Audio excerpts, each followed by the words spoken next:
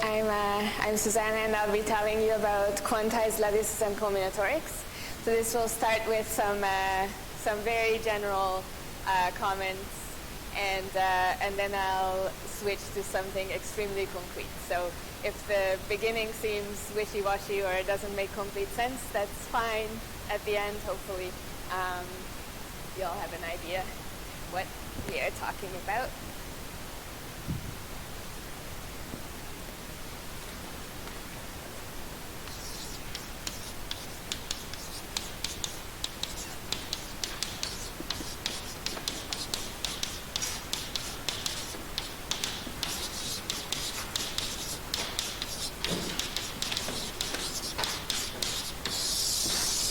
And I should say this is joint work with Tony,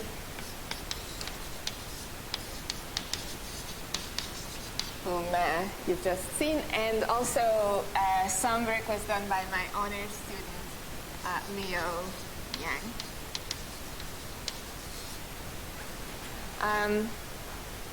All right, so just to bring everybody to the same page, I'll repeat what a lattice is, although I think Tony has already said it in the last talk. A lattice is a finitely generated 3 abelian group with a integer valued non-degenerate symmetric bilinear form. And people study positive definite and also indefinite, but for this talk, let's just assume it's also positive definite.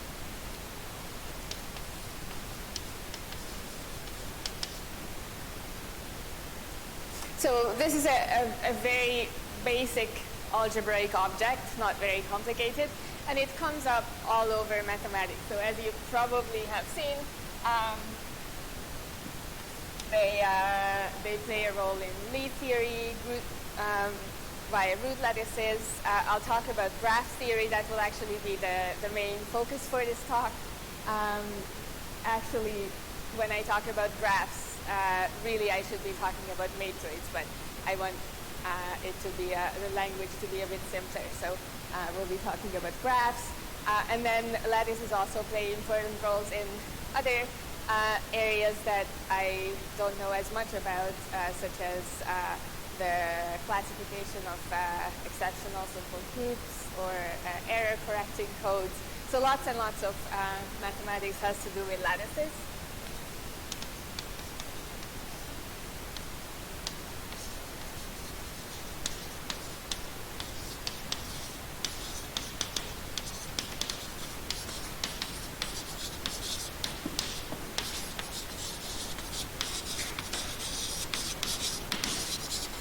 And the point of this, of the project that I'll be telling you about is to try to look at this very classical subject from a new point of view using more algebra and more homological algebra.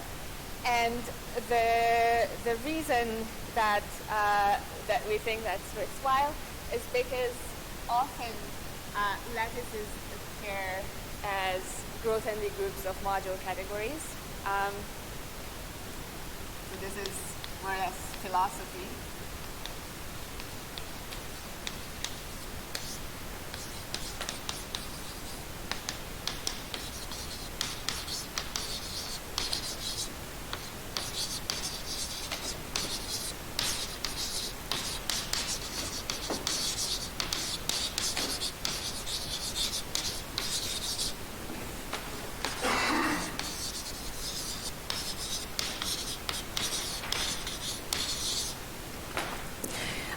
So let me give you 2 examples.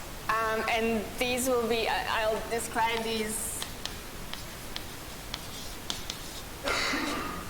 really briefly, and it will be sketchy because I don't want this to take up most of the time. First example is root lattices. AD root lattices.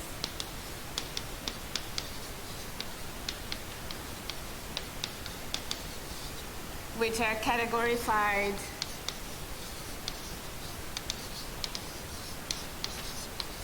by zigzag algebras.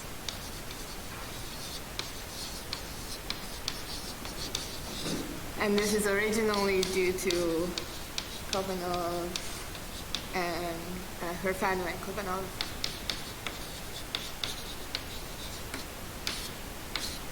And then many other people also worked on zigzag algebra since then. So how does this work? Tony talked about root lattices. If you take an AD root lattice L, if you remember in Tony's talk, there are some generators here which are called the basis, which form a basis for these lattices. These are the simple roots, and they all have, they all pair with themselves as 2, and then some of them pair together, like some pairs of different simple roots, pairs -1, and some others pairs 0. So you can encode this information in a graph, and that's called a Dynkin diagram. So corresponding to an AD root lattice, there's a Dynkin diagram which looks something like this. I'm sure most people would have seen such a picture before. And this means that there are 1, 2, 3, 4, 5, 6 generators, or simple roots. So the vertices are the simple roots. Those all pair with themselves as 2. And then when there's an edge between 2 vertices, then those simple roots pair as -1. When there's no edge, they pair as 0. So each of these lattices is associated to such a graph. And then what you do to this graph is some path algebra construction.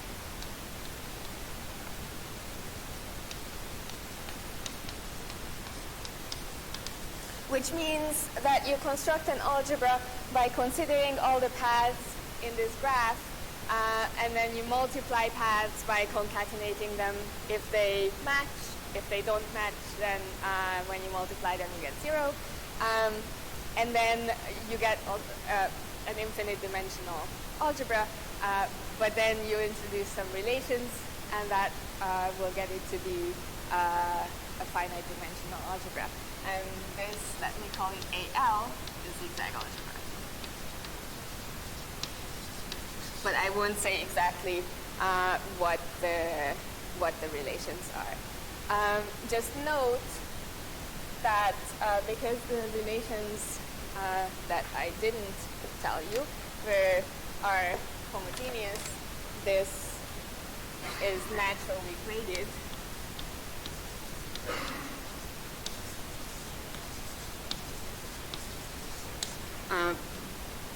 Because the path length grading descends.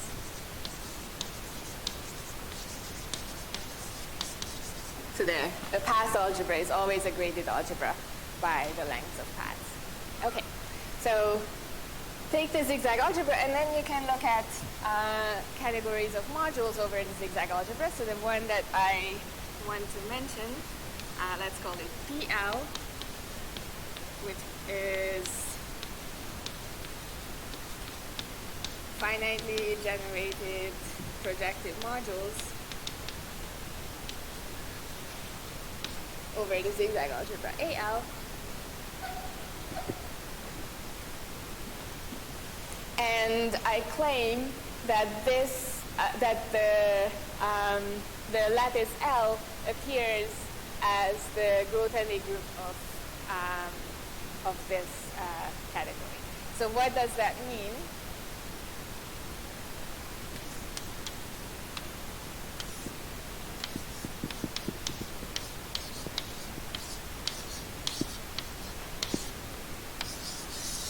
So I'm sure many of us would have seen Grothendieck groups before, but let me just write that this is the Z-span of isomorphism classes of modules in PL, and then that's factored out by the relation that if you take two projective modules A and B, then the class of A direct sum B is said to equal the class of A plus the class of B. And this is a finitely generated free abelian group by a closed loop theorem. So far, we just have a finitely generated free abelian group. But how is this a lattice? In order for it to be a lattice, you need an inner product. And that is simply, if you want to take, you have to define an inner product which takes isomorphism classes of modules. So that is simply the dimension of the home space between A and B. But there's, this is a bit of an omission, or an omission of information, because AL is graded, and I should say modules over it are also best to be considered as graded modules. And then when you take a dimension, like homomorphisms would also have various degrees. So instead of taking a dimension, you could take a graded dimension. The graded dimension is simply, you just remember what's the dimension of each home space of each degree. So the graded dimension, instead of just a number, is a polynomial in Q, where the constant term would be how many homomorphisms of degree 0 you have. The Q term is how many homomorphisms of degree 1, and so on. The Q to the K term is what's the dimension of the home space of degree K. And then you have to, in order to get a number, you have to set Q to a number. And in this case, you need to set Q to -1 in order to get the inner product on the root lattice. So this is what we mean by zigzag algebras categorify the ABU root lattices. But there's one more nice thing to mention. So there's some special elements in this lattice, which is that basis of simple roots. And there are also some special modules in PL, which are the indecomposable projective modules. And what happens is that the indecomposable projective module descends to the simple roots.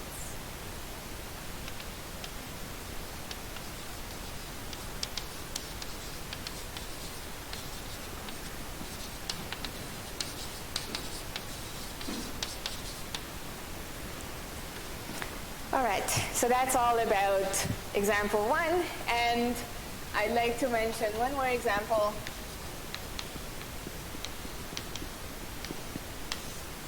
And this is about the lattices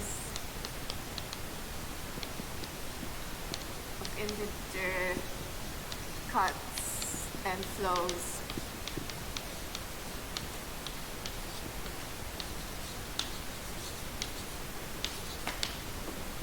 Of a graph. Again, I'll be fairly sketchy here. In particular, I will not tell you what these lattices are unless you press me. This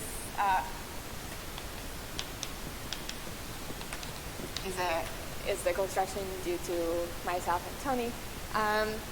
So instead of telling you what these are, I'll tell you what they do and why I like them. So if you have a graph, to this graph there are two associated lattices. One is called FG, and this is the lattice of integer flows, and the other is called CG. This is the lattice of integer cuts.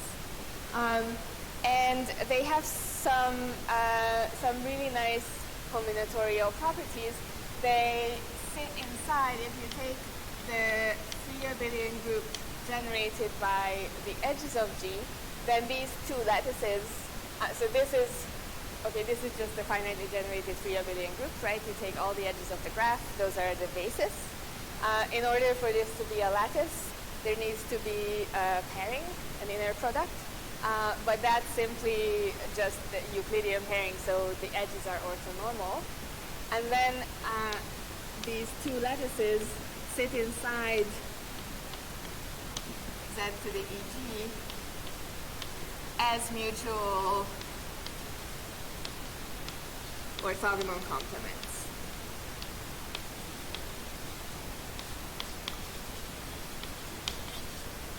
So let me just say a few words about combinatorics.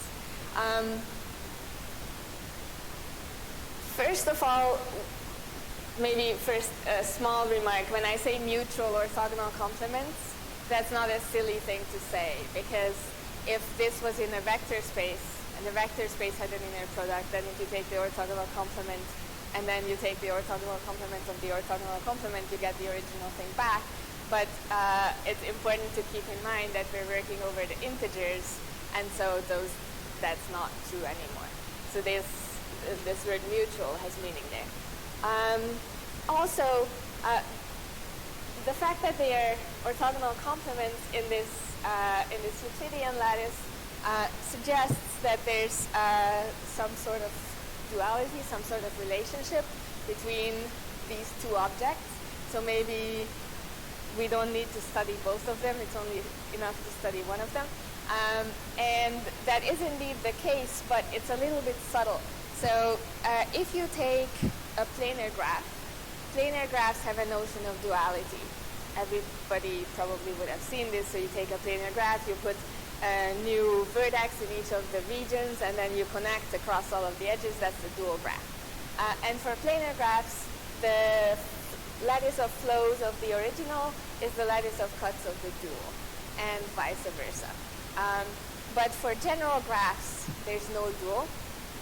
So there's no straightforward explanation of what the relationship between the two is. And this is why, really, I should be talking about regular matroids. Because regular matroids is a larger set of combinatorial objects, which includes all graphs. And inside these regular matroids, there's a notion of duality. So maybe some of this should be written. So just aside. So if G is planar, then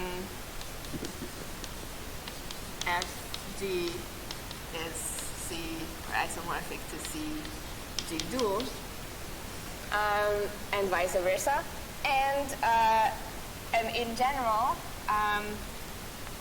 if you have any graph, then you can associate to it a graphic matroid. It's like the graph's matroid, and graphic matroids sit inside the class of regular matroids. And there's a really cool Venn diagram that one can draw. So here's regular matroids. Here's graphic matroids inside.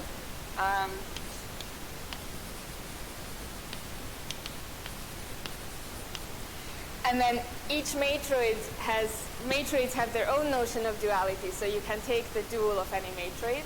So if you take the duals of graphic matroids, those are called co-graph matroids. So from here to here is take the dual.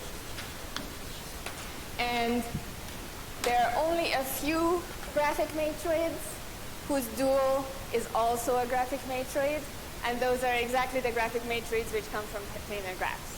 So these here are planar graphs.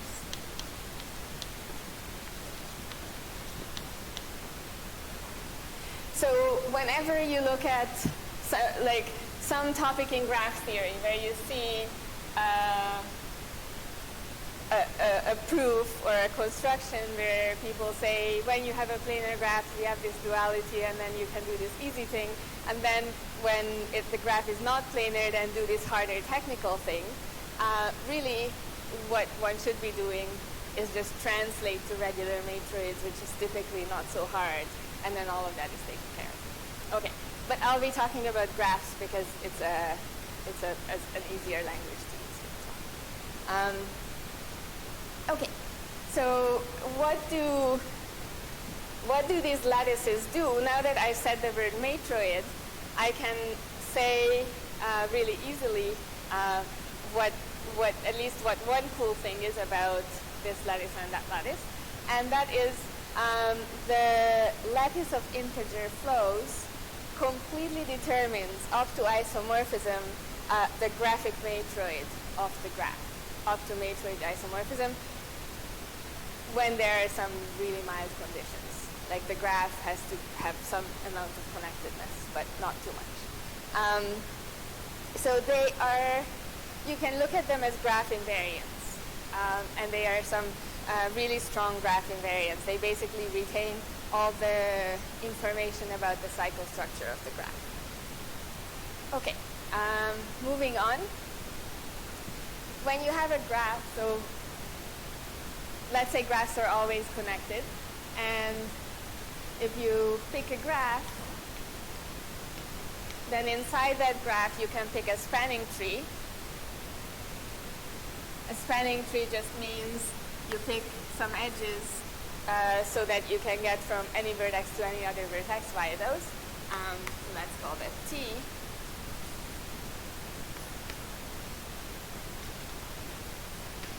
So if you pick a spanning tree, then you get a basis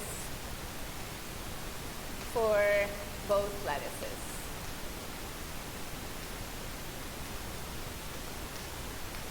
And these are called the spanning tree bases. And what Tony and I have done in this construction is given a graph together with a spanning tree, we do some path algebra construction, which is actually not on the graph. It's on something, on a bipartite graph that you derive from the graph, but let's not go into it. What you get is an algebra associated to G and T, and this is again naturally graded, just like a zigzag algebra. And from that, let's look at the category of, let's call it AGT mod. So this is the category of finitely generated, graded AGT modules. Not only projectives, but everything. And the following thing happens. So as I said, on the classical side, we had this three abelian group generated by the edges, and inside that you have the lattice FG and the lattice CG, and both of these had a basis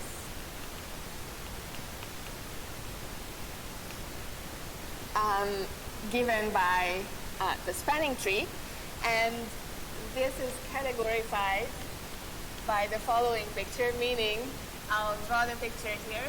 It will have some module and things, and then when you take the growth and regroup, you get this picture. So just like zigzag algebras. So in here, you have DGT, and the thing that happens is that in the composable projective modules in DGT are in bijection with the edges of the original graph, and so are simple modules. So in particular, in the composable projectives and simples are in bijection with each other, which is a general fact in algebra over Artinian algebras. So what happens is, well, there's a special class of projectives. I'll just write some projectives, but it's actually not just some projectives, it's all the projectives which are associated to edges that were not in the tree. and I'll say the opposite simples.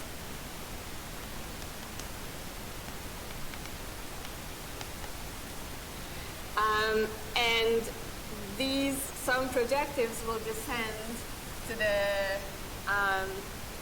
t basis, to the tree basis of fg, and the opposite simples will descend to the tree basis of cg, and like the full subcategories generated by these guys will categorify that, and the full subcategory generated by these guys will categorify that. Okay. So kind of categorifies the whole picture. But I omitted something here. So when you take the Grothendieck group, you get a finitely generated free abelian group by the Jordan-Holder theorem. But again, I haven't told you what the inner product is. And for the inner product here, instead of just taking Homs, that's not good enough because it's not just projective modules, so you don't get something bilinear. So you have to take X. So here, if you have two modules, M and N,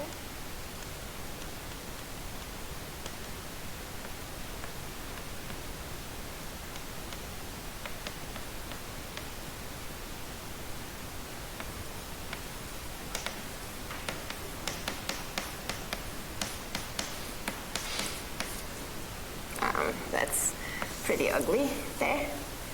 A bit squished, but that's okay. Okay, so replace Homs by X.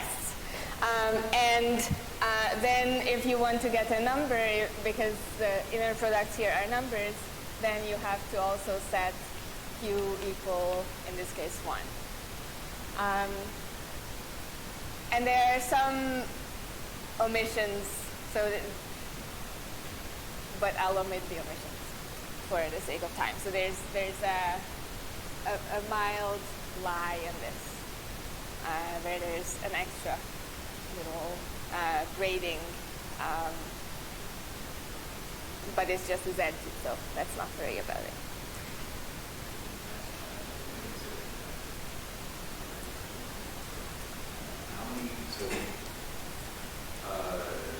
How many projectives are there in total of AGT? Yeah, so the original graph, the indecomposable projectives are in bijection to edges of the graph, and the ones which categorify the lattice of integer flows are in bijection with those edges that were not in the tree, which is also true for that basis of fg, which comes from the tree.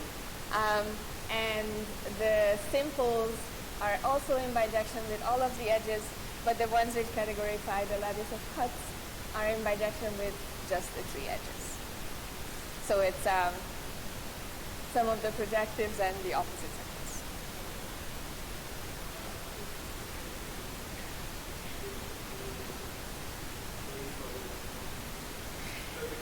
Yeah, and I'll talk about that in right now. Yeah. So when you set Q equals to 1, then you just get a free abelian group. So basically, the K0 of the ungraded modules is a free abelian group, and I wanted to include the Q because the next thing is to include it.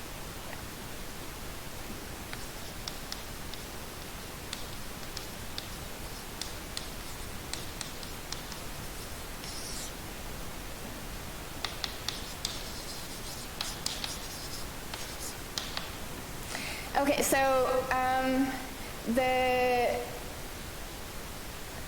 the next thing the main thing I wanted to talk about is quantized lattices, and that is kind of an intermediate level between classical and categorified.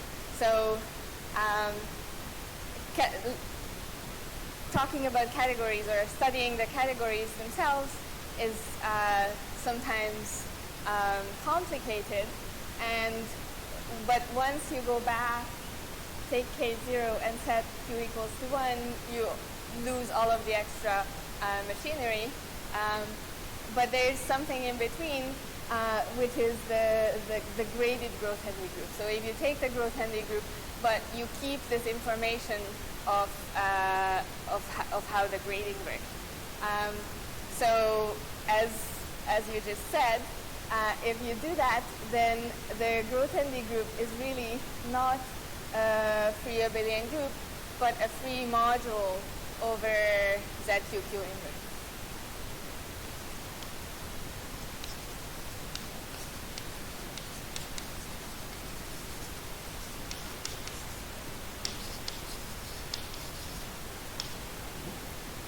So in the original growth-Henry group, you were considering isomorphism classes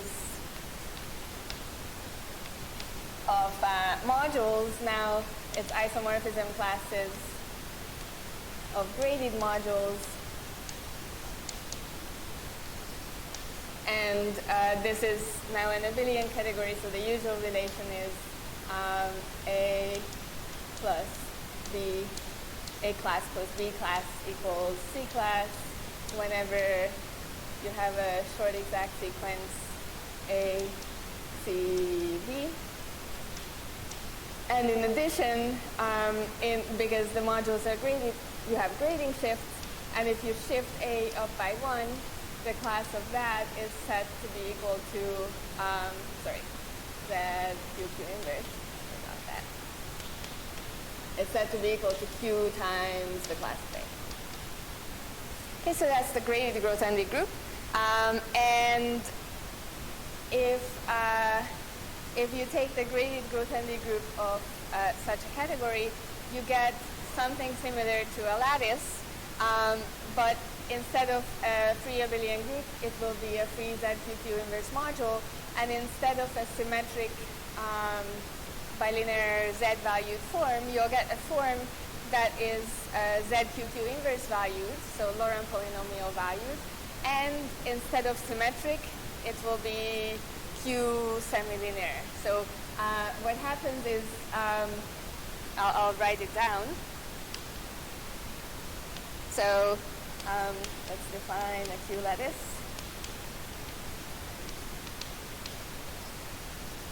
Free finitely generated ZQQ inverse module and a non-degenerate Q semilinear form.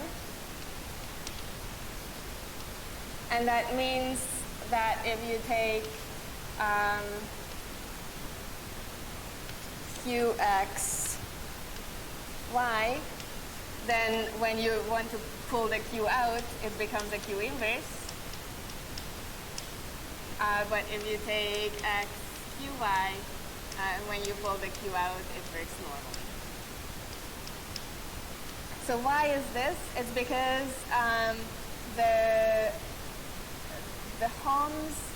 the way that the homomorphism interact with grading shifts, if you shift a module and consider homomorphism, if you shift this module up, the degree of the homomorphism goes down.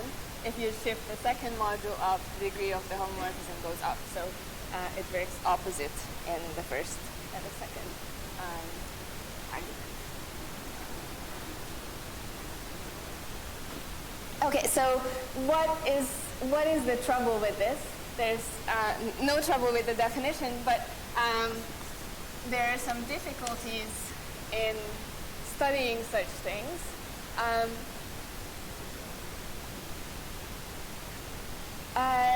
No, so yes, great question. Yeah, so whether there's a positive definite condition, like I said before. So I was going to sweep this under the rug, but we don't quite understand what that condition should be. So what's the definition of that? And if there's time at the end, then I'll mention what sorts of implications that has. So when you define things, right, you want to define you want to set up new definitions so that you can prove some theorems about those things. And it's not completely clear how to do that about positive vector.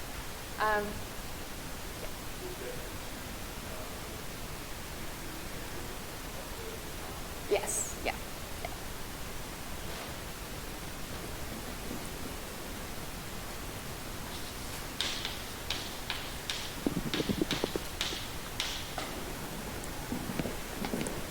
Okay, so the main difficulty in dealing with these things is that ZQQ inverse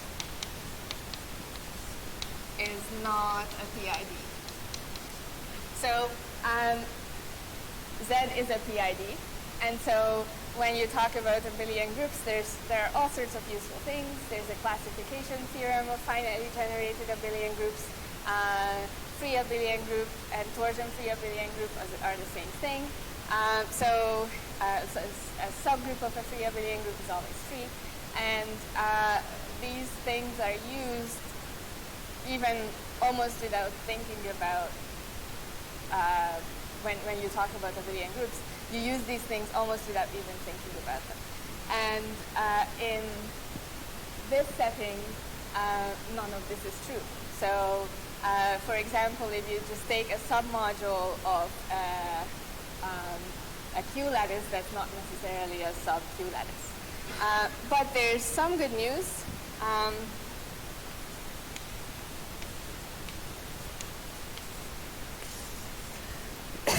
Which is a theorem of Swan from a long time ago, 78, which says that over ZQQ inverse, any projective module is free. So as you know, a free module is always projective, but a projective module is not always free. So this in particular means that even though a submodule is not necessarily free, but if it's a summand at least, then that's free. So because of the difficulty of ZQQ inverse not being a PID, not a lot of people have studied these objects, but because of this little help, it's actually not hopeless to say some things about them.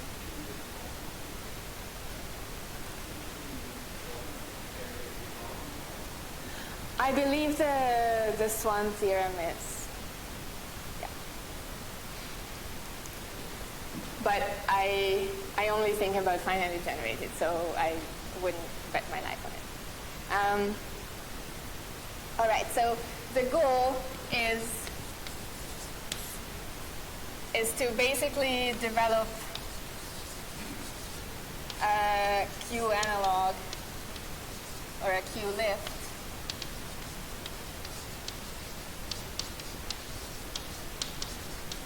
of lattice theory. That sounds really lofty, but all that we'll talk about is actually some really basic examples of what happens in lattice theory, through the examples of cuts and flows. And then the next example would be, for reasons that I will explain later, is this class of lattices called Niemeyer lattices, which I hope I'll have time to mention at the end.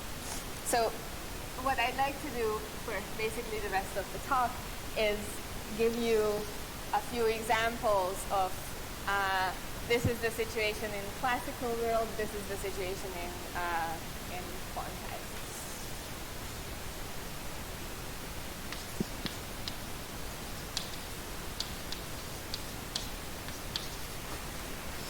Okay, so as I said, for any graph, you have a cut lattice and a flow lattice.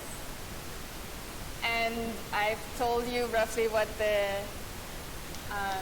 quantized analog of this is. So basically, just take this categorified picture and take the growth and the group, but keep the Q, so don't set Q equal to 1. And what you get is a Q flow lattice and a Q cut lattice.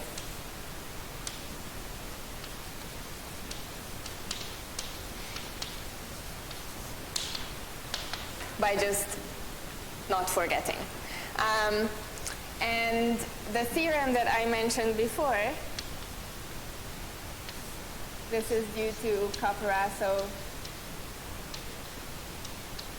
Viviani, and independently by Su and Wagner, all in 2010, is that if for two graphs G and G prime, the flow lattices are isomorphic, then the two graphs have isomorphic graphic matroids, but I'll write this down explicitly, what this means in terms of the graphs themselves. It means that there exists a bijection between the edges of G and the edges of G prime, which preserves cycles.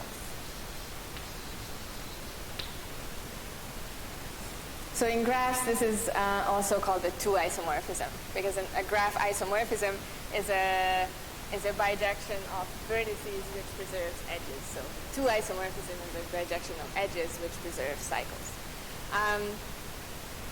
And actually, the whole thing can be stated for regular matroids, and it's actually even a little bit trickier. So the corresponding theorem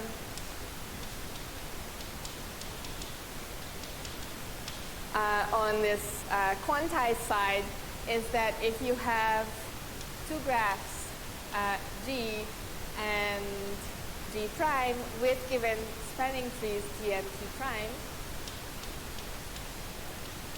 and the corresponding Q flow lattices are isomorphic, then there exists a bijection, say phi from E G to E G prime, such that phi takes T to T prime, and phi preserves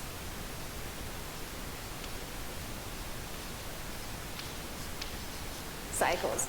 So the general truth or general statement to take away from this theorem is that these quantized lattices of integer flows are basically an enhanced version of the classic ones, which also remember a specific spanning tree. And it can, as I'll say in a minute, they can also compare spanning trees between each other. But before we get to that, I'd like to take a little digression to just general basic definitions and statements in lattice theory. And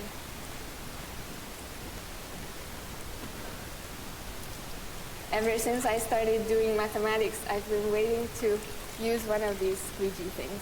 And this is actually the very first time, so it's very exciting.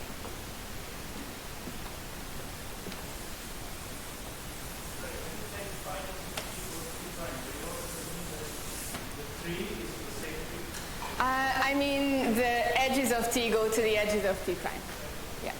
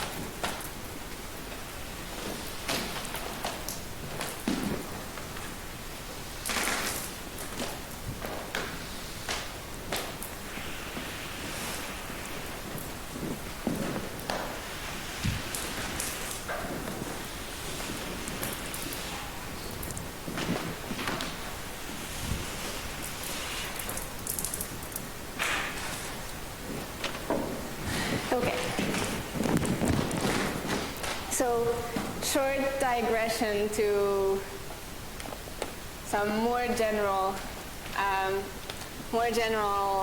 things about lattices.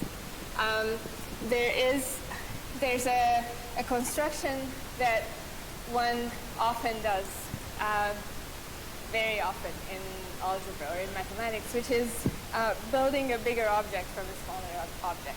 So how can you build a bigger lattice from a smaller lattice?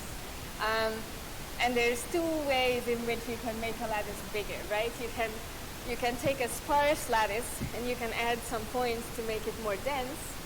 And you can also take a lattice of some rank and another lattice of some rank, and you can take their direct sum to have a lattice of combined rank. Now, taking just the direct sum, but in lattices, a direct sum means orthogonal, right? There's one lattice, there's the other lattice. You sum them together, they will be orthogonal to each other. But that's not very interesting. But what you can do is do this, and then add some extra vectors to densify the whole thing that you get, and to sort of glue them together, right? The new thing will no longer just be a direct sum. So this is called lattice gluing.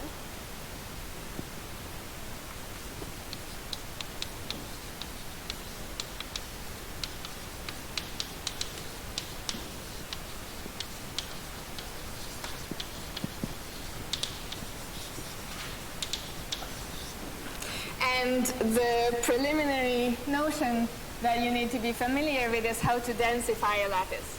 And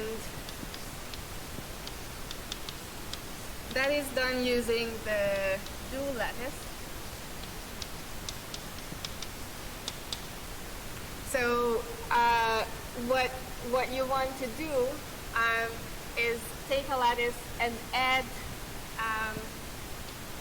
some vectors from the vector space L tensor Q, right?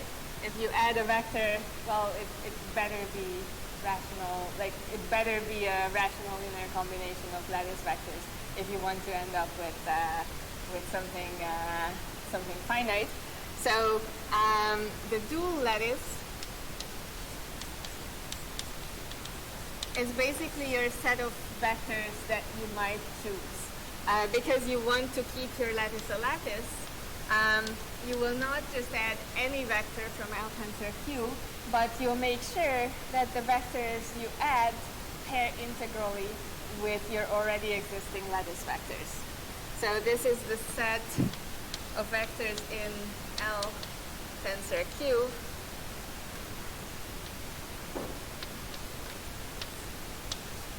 Such that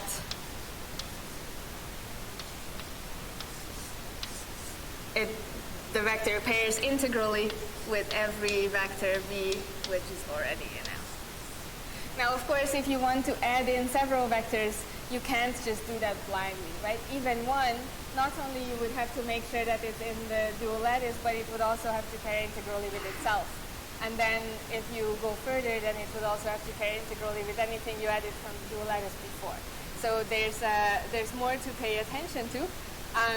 But anyway, that's a good start. And one more word that I'm sure you've heard before, a lattice is called unimodular. If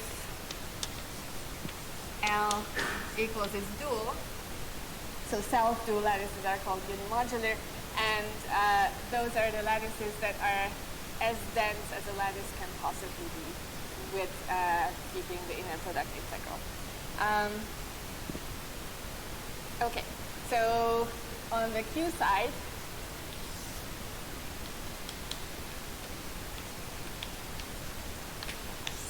we want to define gluing Q lattices basically, and you can define a notion of the dual lattice, but because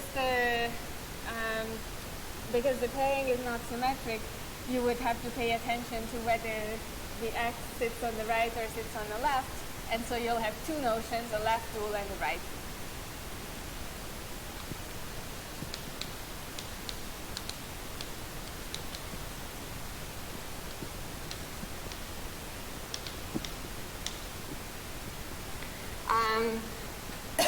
So these both sit in L, Q, or maybe I want to draw Q's. So just keep in mind that L is a Q lattice.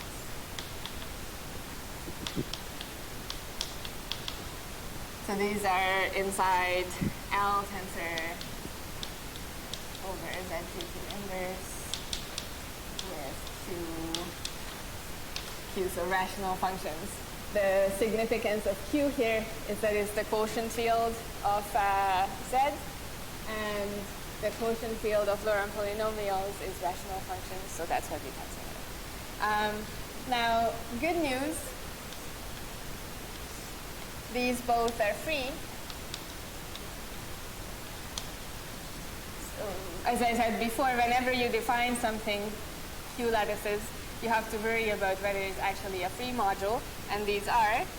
And a further good news is that even though there's a left dual and a right dual, if L coincides with one of them, then it coincides with the other. So L equals its left dual if and only if L equals its right dual. And so it makes sense to define unimodular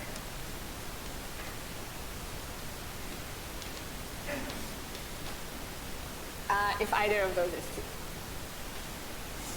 Okay.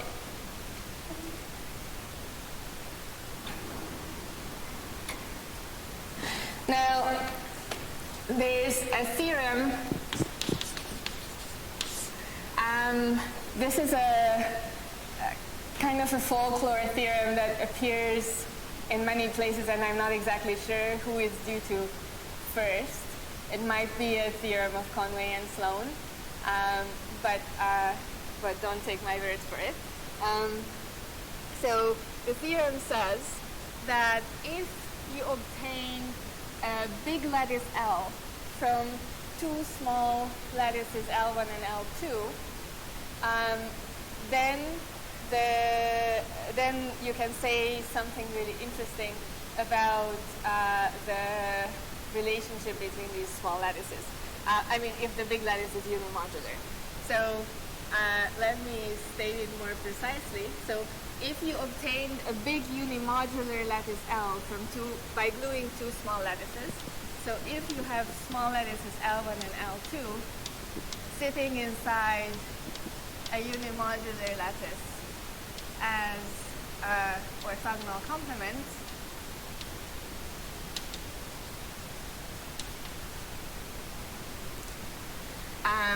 i.e. L was glued from L1 and L2, right? That's the situation that would arise. Then there's an interesting group that you can obtain from the dual lattice. So the dual lattice always contains the lattice, because the pairing in the lattice is integral. And there's no, if you mod out by L inside of L dual, you don't get a lattice, you actually get a torsion abelian group. But that is an interesting group that people study. It's called the glue group.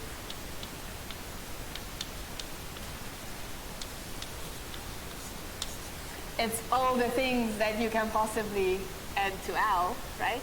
If you want to make it denser, then this is isomorphic to the glue group of L1 is isomorphic to the glue group of L2.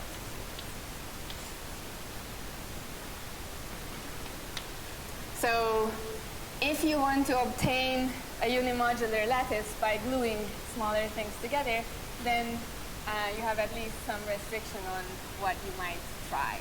And one thing that people do in lattice theory is classifying unimodular lattices of small rank. So building a big unimodular lattice is something that is interesting. All right, so on the other side, the corresponding theorem, and actually Leo helped significantly to prove prove this.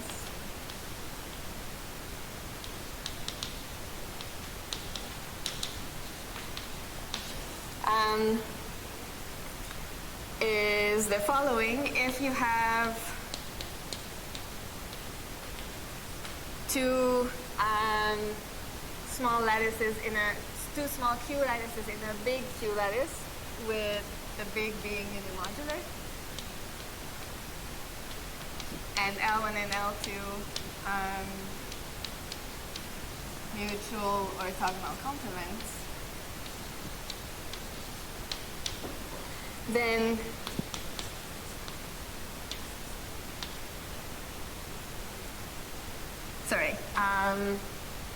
that's not quite sensical. Right, I can't say mutual orthogonal complements because the thing is not the pairing is not symmetric, and so saying orthogonal doesn't quite make sense. There's left orthogonal and right orthogonal. So what I meant to say is that the right orthogonal complement of L1 is L2, and the left orthogonal complement of L2 is L1.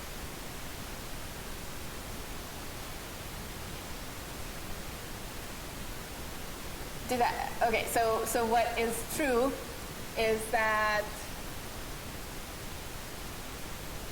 I really should come with a simple example. So it is not true that that right orthogonal is the same as left orthogonal. There are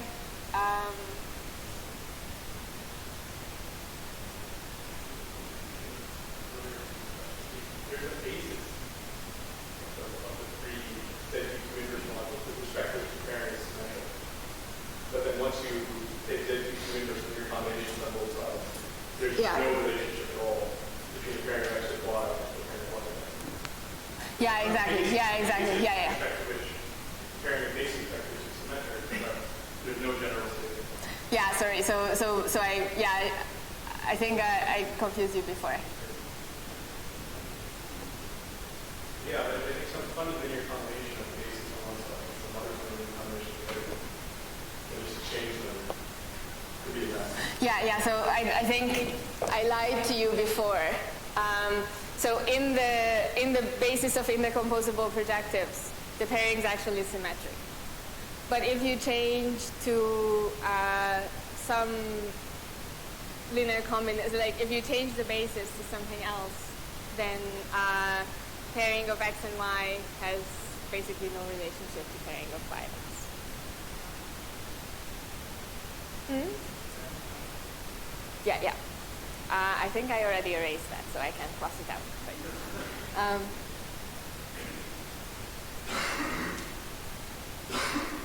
Okay, so so the statement is that then the blue groups, but now like you take the right blue group in one side and the left group on the other side, these are isomorphic. And let me say in the last minute, just one more thing. If you choose a basis for the lattice, then you can write the pairing matrix in that basis. So just take the basis elements, and the matrix is formed by the pairings of each of the basis elements. And you can take the determinant of that matrix. Unimodular would be when that determinant is 1. And this theorem implies that in particular the determinant of L1, so the determinant of the pairing matrix, would be the same as the determinant of L2. And on this side, we get that the determinant, again, the determinant of L1 is the same as the determinant of L2, but the proof is more complicated. And in particular, this implies that the determinant, because this situation, big unimodular lattice and two small lattices, applies to the lattice of integer flows and the lattice of integer cuts, right? Because they both sit inside the lattice generated by the edges, which is unimodular. So this theorem would imply that the determinant of the flow lattice and the determinant of the cut lattice is the same, and also for the Q flow and Q cut. But there's actually something much cooler, which is in graph theory called the Kirchhoff theorem, which says that the determinant of Fg, or actually Cg, is, I mean, they are the same, but this is the one for which the proof works better. The determinant of Cg is the number of spanning trees of the graph. And on the Q side, there's a Q Kirchhoff theorem,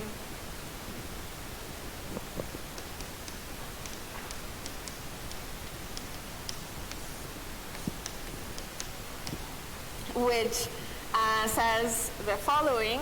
So the determinant of CQ. Okay, this is a Laurent polynomial, and it's not really well defined. It's only well defined up to units, and units are powers of Q. But you can normalize it so that it is an honest polynomial which starts with 1 and then some more stuff.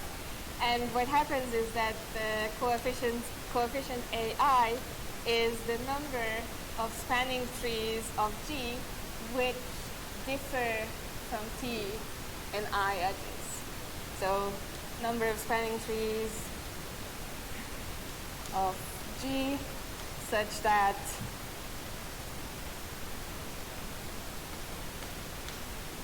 the difference between S and T is I edges. So this determinant kind of keeps track not only of how many spanning trees there are in the graph, but also how all of those spanning trees differ from T. So that was everything I wanted to say about things that I know. And then I was going to say more stuff about things that I don't know, but I don't have time, so I'll just end there.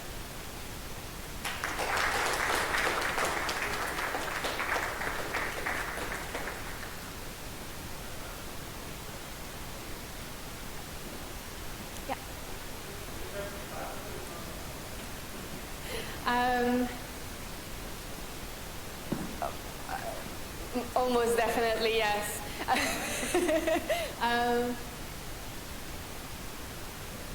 Yeah, almost certainly yes. But I can't pinpoint it right now. Probably with half an hour of thinking we can find it.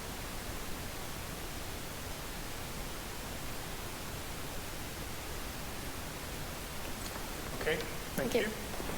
Now we take a break.